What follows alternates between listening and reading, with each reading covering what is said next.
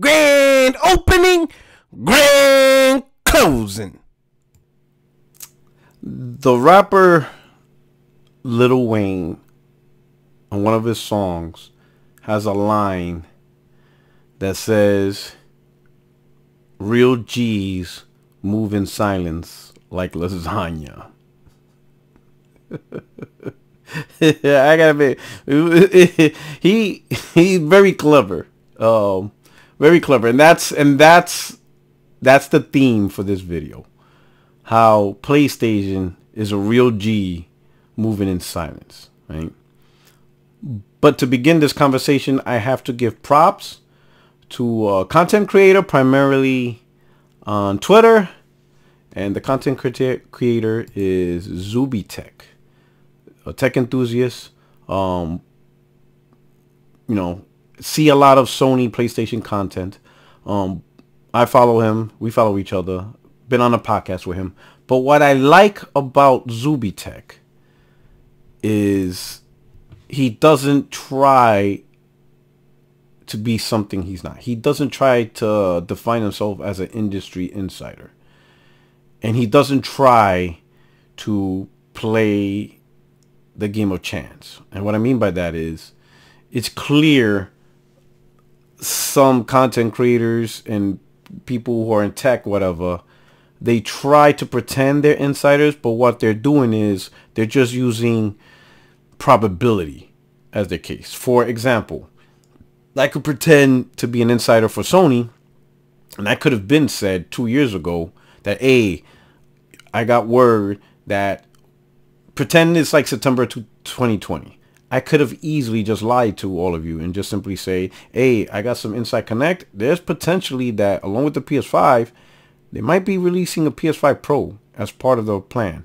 And then I could just make up some garbled things that make sense, repeat similar statements that was already said, but make it seem like it was said again. And then I reintroduce. And then at this point, I would have to make a definitive statement. I would either have to say, let's say, like, play it safe, and say that while it's in the plans, it is highly unlikely that it's going to come out.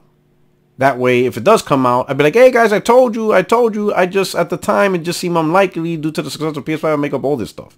Or if I really want to go for the half court shot, for the game winner, win or lose, go for the big gun, I could say, hey, it's real, it's happening, and for when I'm taking it, it's coming out soon.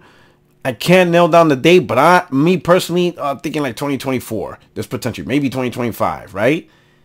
And if it does happen, again, it was just pure luck. Just roll the dice, and then I could just pretend I knew everything. And what that does is it confuses the audience on whether or not I really knew something, or did I just play a game of probability and won, right?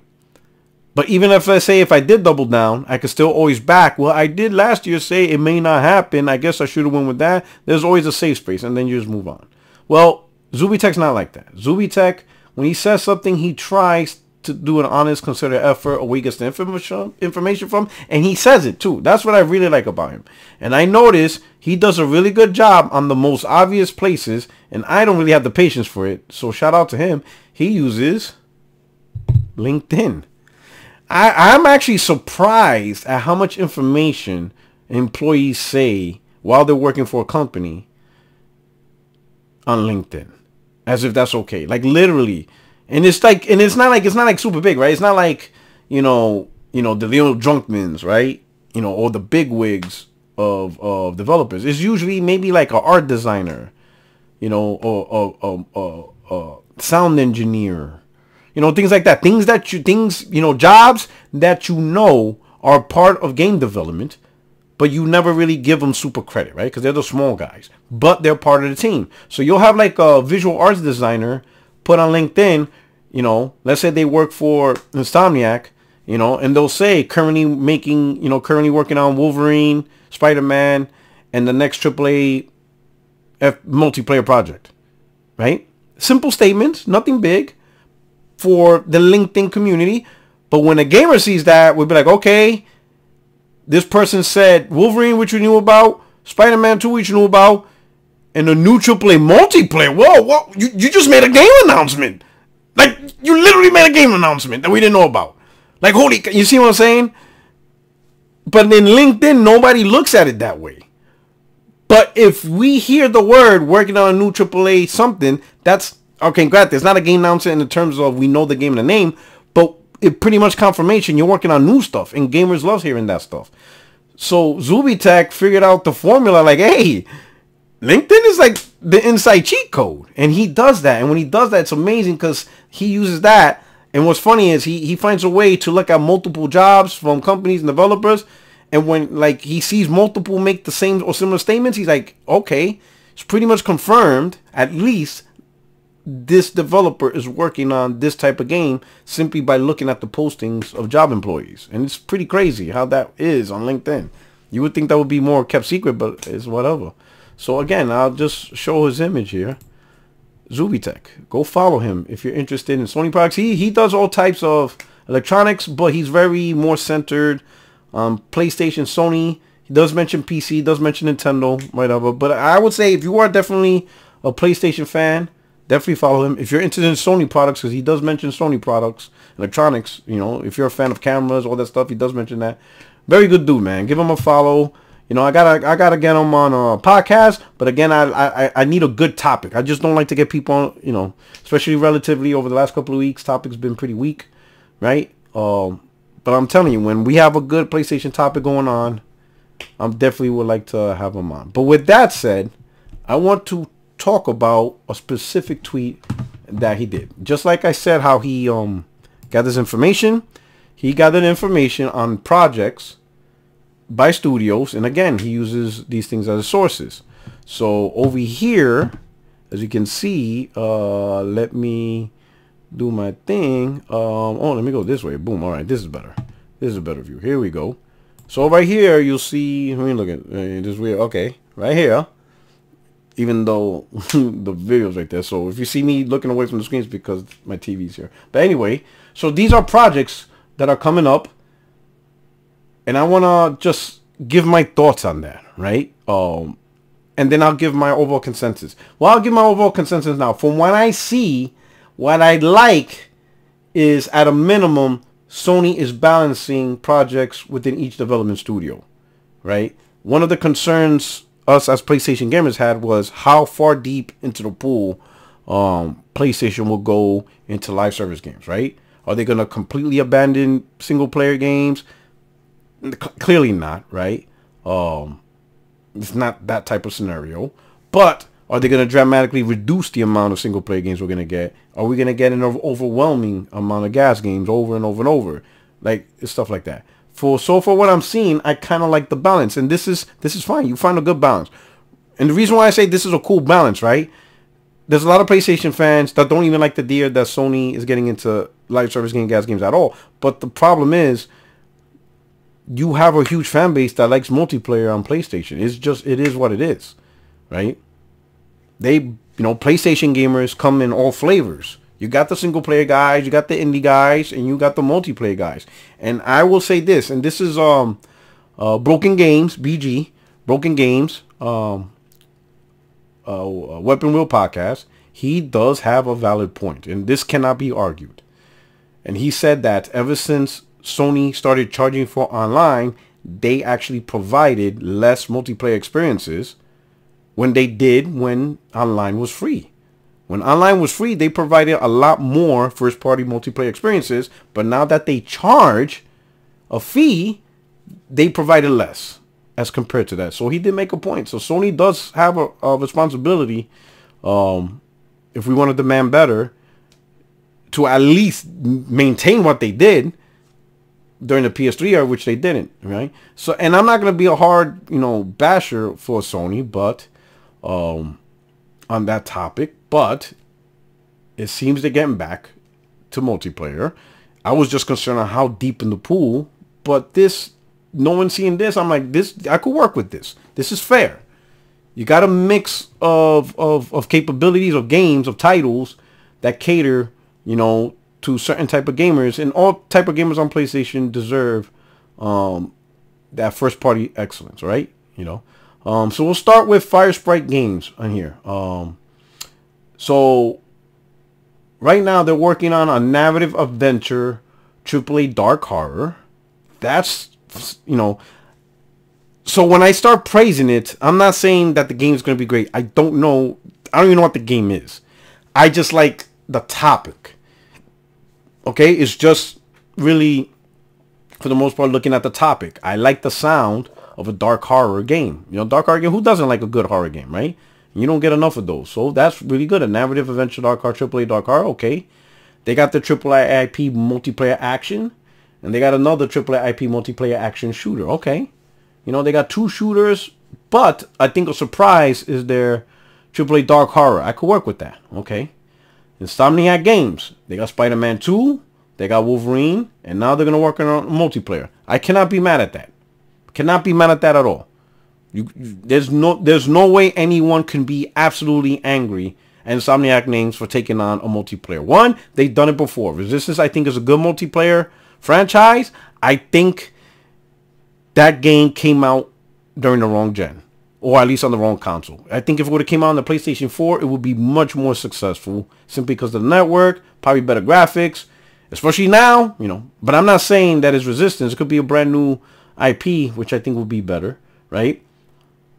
But you can't be mad at Insomniac Games for trying a multiplayer game. They've done it before, and they created amazing content. They gave us Spider-Man, you know, Rift Apart, Ratchet and Clank, and now they're giving us Spider-Man 2, Miles Morales, Wolverine. Come on. Like, you cannot be mad at them trying to do multiplayer. Now, you can say I'm not interested. I'm not into multiplayer game. That's fine. But don't bash them for, you know, trying to get the multiplayer growl. You know, if there's fans of Insomniac and you have fans that are looking forward now that there's a multiplayer game, we should hope and wish them for success, even if you're not interested in it. It's good for, you know, Insomniac deserve that. You know, they're really good.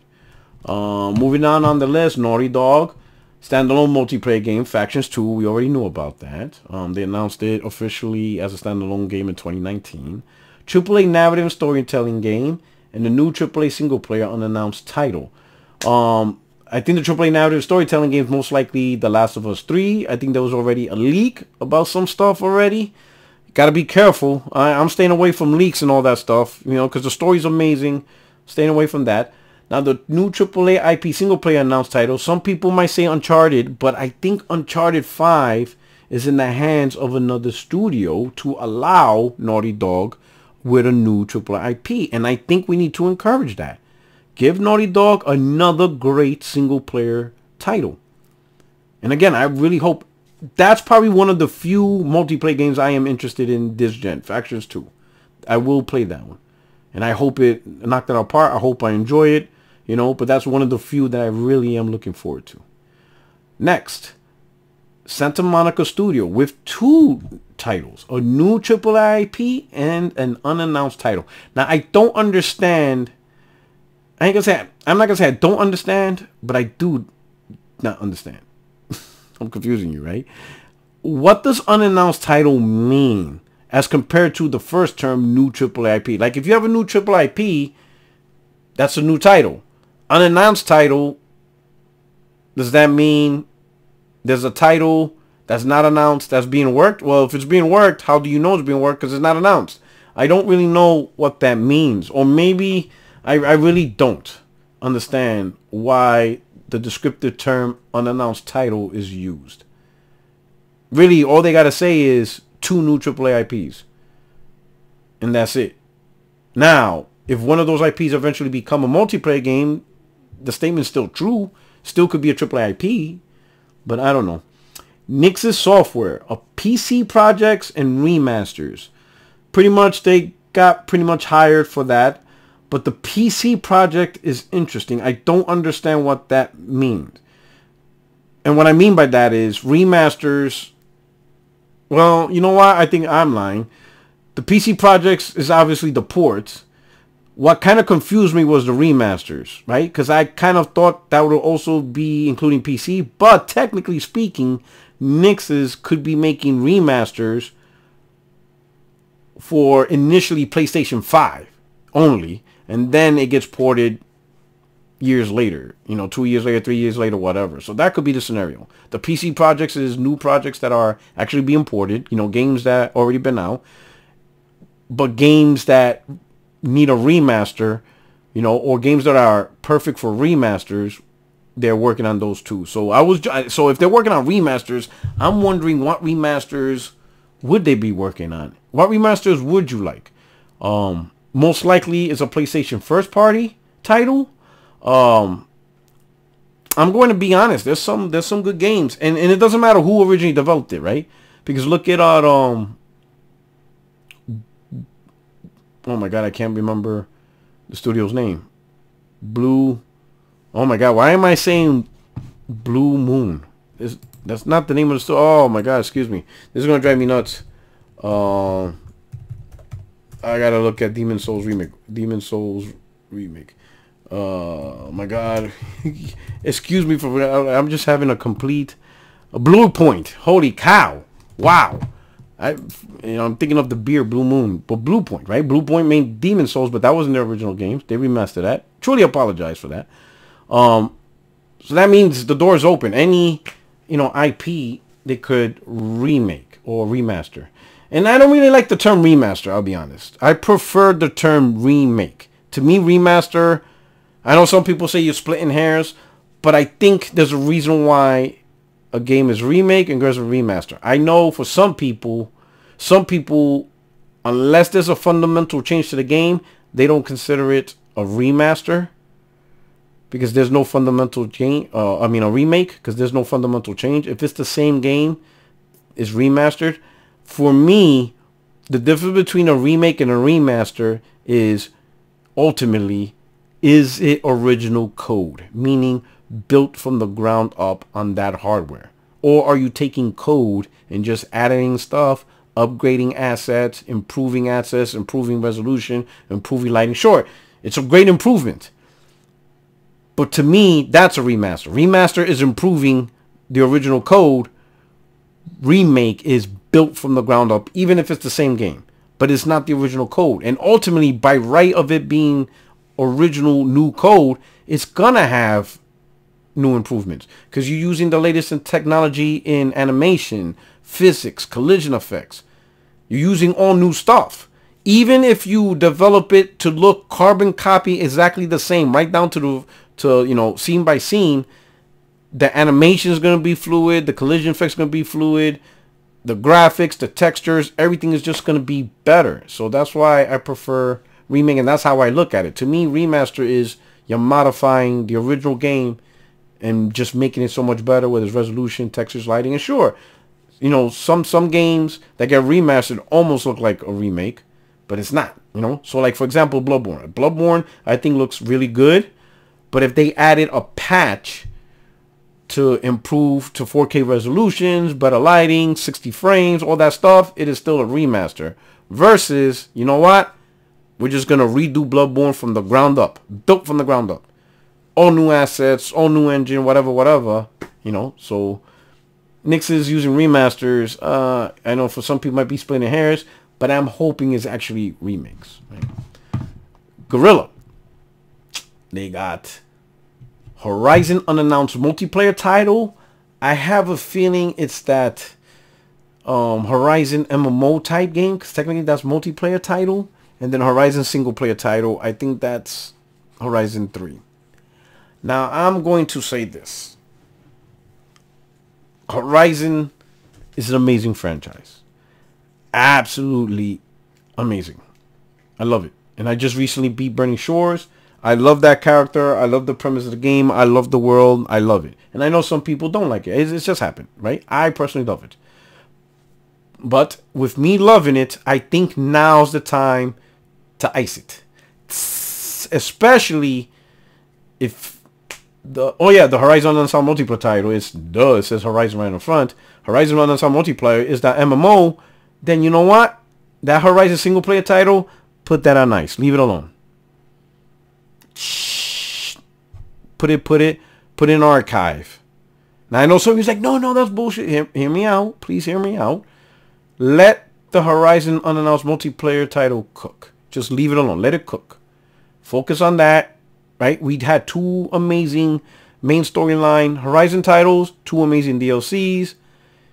Let's not and now we had Call of the Wild, which is VR. Granted, not a lot of people played it because VR. Now you're doing the multiplayer. You're oversaturating it. Now you're milking it. You're hitting into milking territory.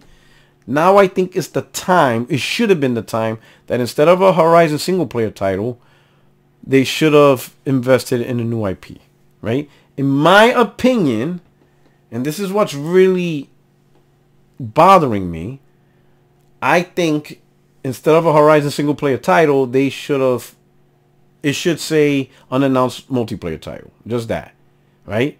And what I mean by unannounced multiplayer title is SOCOM. Guerrilla needs to handle SOCOM back, right? I think now, especially with the ABK deal, the whole Call of Duty, all that stuff, I know there's PlayStation fans that are actually concerned. I'm not concerned. I don't even play Call of Duty like that, but I'm not going to dismiss the fans that do play on PlayStation and they're concerned. But I think if Sony would have had SOCOM or release a new SOCOM and it is amazing, great tactical, I think some PlayStation fans will just leave Call of Duty. Some, not all, but some will say, man, I got SOCOM. I'm good. You know, I think it's time that Guerrilla takes responsibility for SOCOM. That is a huge title, and it is just a shame that Sony refuses to bring it back. I think that game will be a hit. There's a lot of gamers that remember that, you know, game. And on PlayStation 2, it was a huge community. It was a great title, you know. But not that, then it should have been a new single player title. Give us a new IP. That's great, right? And then I think later in the gen, I'll say even next gen, right? To start a new Horizon single player title, that should be a PlayStation 6 title, in my opinion. Give you know, kick off the gen. Imagine kicking off the gen with with Horizon 3, which finishes off the final chapter. You know how many gamers will jump on a PlayStation 6? You know, but that's just my opinion. But please talk in the comments section, right? Sucker Punch Productions, narrative open world game 2, Ghost of Tsushima 2. I'm cool with that. I'm looking forward to a sequel. The multiplayer game's interesting, right? Is it tied to Ghost of Tsushima like the first one, or is it brand new? I think it might be a brand new multiplayer experience in line with long-term gas, you know, games as a service. Now, Sony XDev, I like this, right? They're pretty much the busy bee. Sony XDev is assisting Team Ninja with Rise of Ronin, Firewall Ultra, Stellar Blade. If Stellar Blade was originally a game that was canceled, Sony said, no, we got you. We'll fund you. And, yo, Sony XDev, get out there. You know what I'm saying? Jump out the plane. XDev is also assisting Kojima Production with Death Stranding 2. Death Stranding 2, that's a conversation. That's a whole video all on its own. You know. In terms of what I would like to see in that version. China Hero Project, Con Valeria. Alright. And all soul aside. This hurts my heart. Seeing that game hurts my heart because I've been hyping that game since I first saw it in 2017. 17. I almost feel like an Xbox fan, just waiting for games. That's holy cow, bro. That game just got me suckered, and I just can't let it go. I can't let it go. I just hope 2024 is the year that game comes out, and I am going to be on it. I am going to be on it. Well, also an unannounced title from Jetpack Interactive, AAA, and then Helldivers 2, which is coming out soon. And so far, there's a lot of positive reactions on that game, I noticed. Now, this right here is different. I don't think I've seen this before. And what I mean by that is San Diego, Sony San Diego. If you're not familiar with Sony San Diego, because you may not like the particular game, but they are in charge of MLB The Show. Now, this same studio at one point was in charge of other games. They were pretty much the sports studio. They were designed to just make sports games every single year. They were also at one point in charge of, if you remember, NBA The Life, which was at one point one of the top basketball games out there as a first party. It used to compete with EA, with NBA Live and 2K. You know, NBA The Life was really good. A lot of people were like, wait a minute, you know. But then the consolidation of licenses, you know, so 2K took over the NBA license. Sony lost it. So, you know, they didn't lose it because it wasn't exclusive. It was shared. So everybody was able to use it until 2K took it over. So now 2K had the exclusive deal. Then EA took the exclusive NFL license, which then, you know, and then Sony for a while had, you know, they still have it technically, the exclusive license MLB. So now these sports franchises have exclusive license, but, you know, in this dynamic, everybody is able to play. Side note, if you're a 2K player, 2K now has crossplay. I'm not sure about Madden. I think I saw something about Madden, but I know 2K, that's becoming big news. I'm looking forward to see crossplay. I'm looking forward to see the competition between PlayStation and Xbox fans when it comes to crossplay in NBA. NBA 2K is really big and heated. It's going to be interesting seeing that. But anyway, back to this. This studio, which is a sports studio, they now are developing a AAA third-person action game. You know, which I think is phenomenal. That is amazing. And what I mean by that is not the game itself, but I can't imagine being a talented developer and you are stuck in a perpetual cycle of just making sports game. Now, sure, I'm sure you have a passion for it because a lot of those developers have a passion for baseball, and they do. I've seen, you know, dev diaries and conversations, and they love doing it. But sometimes you want to do something else because you know you have the skills and talent and ideas. And the fact that Sony is like the G moving in silence like lasagna and said, yo, San Diego studio, we hear you. That's a good pitch. Make the game. I can only imagine the excitement of that studio's like, wait, hold up. We can make something else besides a baseball game? That's fantastic. That right there really caught my eye. And that is a G moving silent. And I said before in this video, you can see right here, I'm going to do a video on this. And he said fire. So, hey, Zuby. Hey, if you're watching this video, tag Zuby. Let him know. But my overall thought is, like a real G, Sony's moving in silence. Despite not having a good showcase. Despite having execs that don't talk. At the end of the day, this is the one thing that I think sets Sony apart is they, behind the scenes, do their damn job. They talk less, work more. They don't spend all day on Twitter. They don't say weird stuff on Twitter. They don't try to evangelize the fan base and have the fan base try to talk more, but yet they really do very little. That's not their style. Their style is they sit in the boardrooms, they're in the office, they roll their sleeves, and they make decisions. And they're not going to sit there all day and talk about it. Like, hey guys, we're making these decisions. Please like us. They don't give a damn. What they care about is result-driven work. Now, I will admit, I personally don't care. But I can see why a lot of people have a problem with that for the number one reason. Number one, a lot of people like myself are content creators. They don't like a company that's quiet because how are we going to make content? That doesn't bother me because this... What I enjoy in content creation is interacting and just having a great time with you guys, right? And whatever information I can get, whatever conversation I can do, I'm just going to do it. But I'm not going to force it or make up stuff. It is what it is, right? But for the sake of my channel, I'm not going to bash a company simply because they're quiet or whatever and go that hard. At the end of the day, the true result in content creation, at least for me, is what products do you make that we can talk about and are they quality, you know? And that's what Sony's doing as a real G who's moving in silence like lasagna. They're not about the whole let's get into space and talk about this. They're not going to do Twitter spaces. They're not doing that. They're not going to jump in a fanboy podcast. They're not going to jump in a fanboy space. They're not endorsing none of that nonsense. What they do endorse is their own work ethics.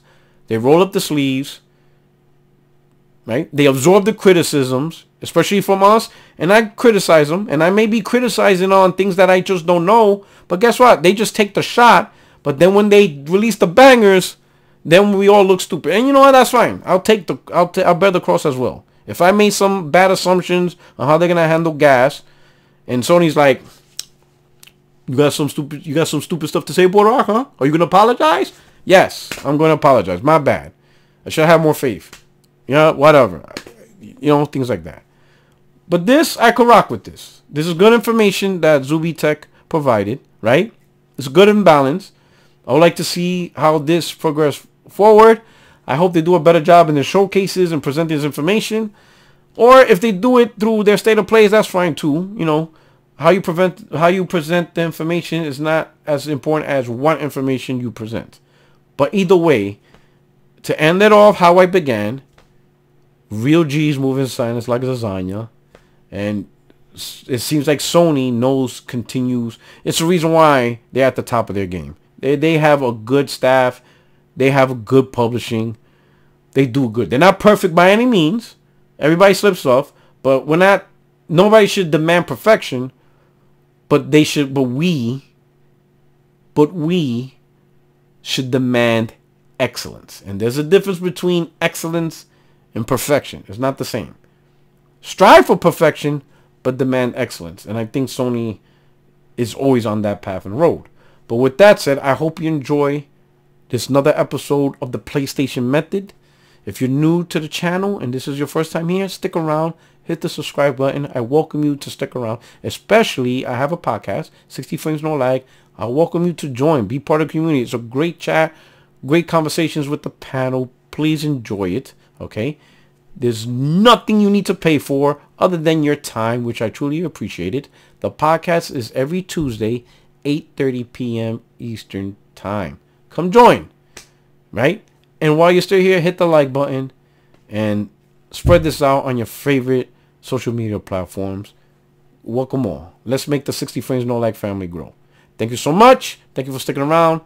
This is your only friend in these YouTube streets, Puerto77.